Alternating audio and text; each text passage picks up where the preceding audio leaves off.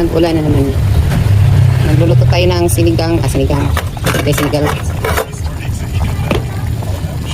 Luto tayo ng ano guys. Beef nilaga. So, last ko ilagay. Ito na. Kasi nalagay ko na ang patatas. Tapos, bagyo beans. Sayuti.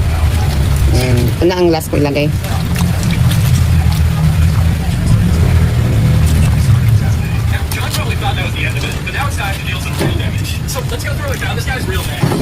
Dinamihan pong sabaw para makahigop ng sabaw guys. May sabaw oh. One time tong sabaw. Buong araw magkain nilaga. Ganda may sabaw. So ito ay beef nilaga. May sayuti, may patatas, yan. Bagyo pichay. Bagyo pichay. Bagyo, I don't know, Chinese, ano ba ito? Chinese cabbage pala ito. Tapos repolyo. Daming halo.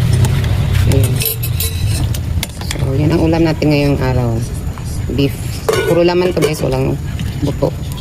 Laman lang lahat. Laman. Tagal maluto ang beef. Tigas pa. Ayan. Daming gulay to guys. Para bawi na lang ko sa gulay. Pakigulay talaga ako guys. Pakigulay. Ayan. So, happy weekend everyone. Kumusta ang lahat? Sana okay kayo lahat. Ayan. Ingat tayo lagi. Araw-araw. Ingat. So, masabaw talaga to. Isang kaldero. Ayan. So, manipis ang paghiwa nito sa beef. Sinadya ko to manipis para hindi matagal maglambot. Matagal pag sobrang kapal. Ayan. So, tikman natin guys kung anong ang hang.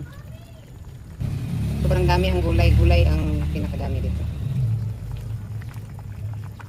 And thank you for watching everyone. Okay, bye. See you next time.